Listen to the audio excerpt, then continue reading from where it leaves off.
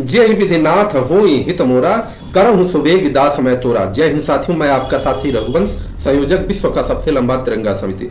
मित्रों, यह प्रसंग वहां का है कि जब नारद भगवान श्री नारायण जी के सामने प्रस्तुत होते हैं और उनको शादी के लिए अर्थात विवाह की इच्छा होती है और श्री नारायण से सुंदर शरीर मांगना चाहते हैं कि इतना वैभवशाली और सुंदर उनका शरीर हो जाए जिसके कारण वह विश्व मोहिनी से विवाह कर पाए। और विश्व मोहिनी से विवाह कर लेंगे तो उनके ऊपर चूंकि काम का प्रभाव इस प्रकार से हो गया था, जिसका सभी लोगों ने इसका वर्णन सुना है कि किस प्रकार से नारायण ने उनको बंदर का मुख दिया, और इस प्रकार से उनका आगे की कहानी बहुत लंबी होगी। हमें इसको समझना है कि यह बात उन्होंने कब कहा। तो यह बात तभी कहा कि जब श्री नारायण के सामने वह प्रस्तुत हुए जहां पर थे, और वो सोचे कि एक माया का ऐसा नगर बस गया और माया के नगर में विश्व मोहिनी प्रकट हुई और इसका सुंदर राजकुमार मिलेगा। और राजकुमार कौन सा होगा, तो हम ही सुंदरता मांग लें, और सुंदरता केवल और केवल नारायण ही दे सकते हैं। तो इसलिए वहीं पर जहां पर वह थे वहीं पर खड़ा होकर के प्रभु का आराधना किया।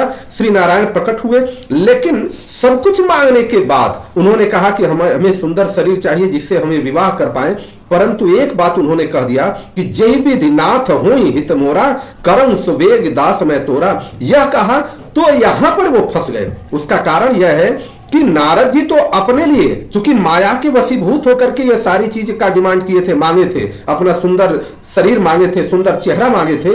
परंतु जब आपने कह दिया कि हे प्रभु जिस प्रकार से मेरा हित हो वही करिए, तो प्रभु तो अपने भक्तों का हमेशा ख्याल रखते हैं, अपने भक्तों का बालकों की भांति अपना व्यवहार करते हैं और ख्याल रखते हैं। और ईश्वर को लगा कि ये तो परम भक्त हैं, ये संत हैं, पूरे अखिल ब्रह्मांड में इनसे बड़ा कोई भक्त नहीं है, इनसे बड़ा मुनि नहीं है। और नारायण का इतना बड़ा भक्त अगर इस प्रकार की माया जंजाल में फंस जाएगा तो फिर समझिए कि सृष्टि में नुकसान होगा। और चूंकि नारद के अंदर अभिमान हो गया था कि वह काम को जीत लिए थे और शिव जी के पास जाकर के उन्होंने इस बात को कहा था, शिव जी ने उनको चेताया था कि आप यह बात विष्णु भगवान से जाकर के मत कहिएगा। परंतु इनको अभिमान बस विष्णु भगवान से भी जाकर के कहे थे तो विष्णु भगवान ने माया रच दिया और उस माया का हिसाब यही रहा। तो इसी से वो अपने भक्तों की सुरक्षा के लिए श्री नारायण जी ने उनको बंदर का मुख दे दिया। और जब उनका विवाह नहीं हुआ और जब सारी माया हटी तो उसके बाद उन्होंने श्री नारायण से क्षमा मांगा।